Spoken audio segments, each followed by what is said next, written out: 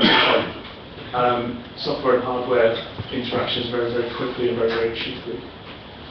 Is that fair? As I do. All right, thank you. All right. Next. Siftables, already mentioned. If their session ever gets up online, their slides, really good, because there was a lot of really good theory before they got out the kind of oohs and ahs and the bits and bobs. They were talking a lot about, a little bit kind of relating to Alex's film about, all the lonely people and, being lost in that kind of preceding march of the screen. They were talking a lot about being the world embodiment, Paul Derouche's book, Where the Action Is, and they were sort of saying that current, the little, I don't know, about those kind of, in that film clip, everyone was using those kind of older, bigger iPhones with the keyboards, weren't they? But it seemed to me like there were lots of people lots of kind of wet sacks of mainly water, kind of stroking little tiny plastic things, walking around, bumping into things. And they said, yeah, mobiles are making this worse right now. So mobiles are getting bigger screens, which we're kind of diving into, but we're also walking along at the same time. And they were talking about trying to make media that lives in the world with you in a kind of tangible and kind of casual way. Next, please. Taking up a lot of time. So there's a picture, a terrible picture I took of David in the corridor. So there was this, I know it's kind of conference cliche for real stuff happens in the corridors, but there were people going, look at this! Siftables, look at this, E. coli, yeah! It's a lovely chap. But they're beautiful little tiny things. I mean, everybody was like, everybody's like, oh, some of those. It was like, I want a big bag of them. People were mainly saying it's really fantastic that they can make it affordable and a really sort of interesting, world-changing thing. And next, please. LiDAR, already been mentioned. So LiDAR is a laser scanning device that it basically shoots lasers in 360, that's what that is, around the room and measures the distance. It's basically radar with light, LiDAR. And it's used in the house-to-house radio and video, as was mentioned, and it was also live at etech, and we did a Mexican wave. Interesting fact. Americans don't call it Mexican wave. I was really baffled. Right, American? Yeah. Yeah. It's just the wave. It's the wave, yeah. Yeah. So, I don't know, what is that? Is it the World Cup? Must be Mexican World Cup. Was it that? The question is, why do you call it Mexican wave? We think. Yeah, anyway, QI. Definition ends there. So I've got some video now of this, which hopefully should work. Perhaps the last. No, it's embedded in the keyboard. No, that's great. Didn't know you knew how to do that. There we go.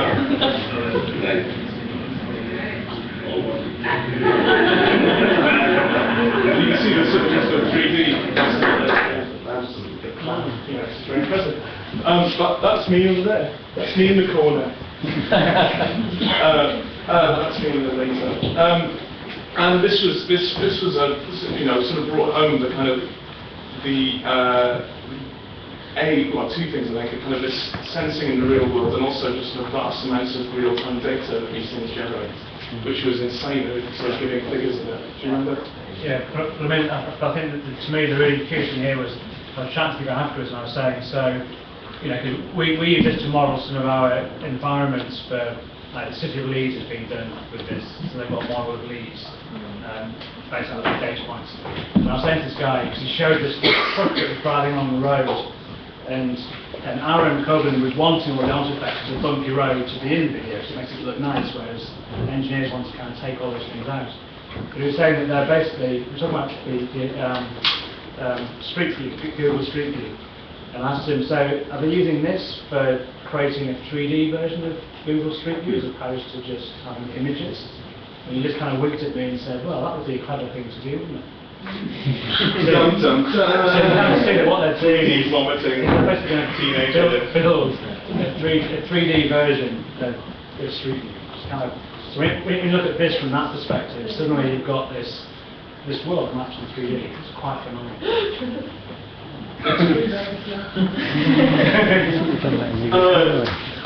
Duncan's already mentioned Ben Silveni's talk. He was talking again about kind of computing technology within the city, but looking at kind of a theme park as a setting for that, where you can kind of both ask a lot of difficult questions and also avoid a lot of difficult questions about privacy and monitoring and all of those sorts of things that have been in the news for the last week or so. Next, please. So that's a picture of Ben setting operating systems for a built environment, which Duncan already said. So Stamen, who's familiar with the work of Stamen Design? Lots of you, okay. They gave a kind of rollicking tour through what they've done and where they're going, including the stuff they're doing for the Olympics here in London. But they had some very nice phrases. Eric talking about exuberant cartography and avoiding red dot fever was another nice one. And reaching through maps instead of kind of slipping. At the moment you kind of slide them about and they're kind of like Teflon. He's talking about actually reaching through them, kind of describing data in a very sort of tangible, interesting way. Next is a nice picture of Eric looking at you. Next, so just some recent work by Stamen where they're overlaying trees, crimes and cows in San Francisco, which is actually very interesting as well. Next, please. And I think this was kind of, one of the things that was, again, a meta theme coming through was lots of speakers used this. Rafi Krikorian from Watson, confusingly not the same as Watson, the DIY Kyoto project in London, was talking about energy literacy. Gavin Starks of London from Amy was talking about it. So it's kind of measuring to be able to manage things at all sorts of different levels of systems, whether they were kind of energy systems, material systems, city built environment systems. This was kind of one of the big themes. Okay. Yes. Okay. Yeah. Next, I think it's the last one. So this is just wrapping up the event. Was a performance by a cellist called Zoe Etech, who uses a lot of looping and live animations and modeling and those kinds of things to do. These very nice animated pieces, and the LiDAR was brought in to capture all of the sound quality not doing so justice there, but I think both these tracks and the data models from this are going to be put online for people to remix, the same as Radiohead. There's a photographer they're kind of edging up on it. Anyway, LiDAR. Very good. And lastly, just something that Matt Webb said, which sort of brought it home to me, even though it was quiet and even though it was kind of perhaps not as gung-ho as a lot of the other conferences.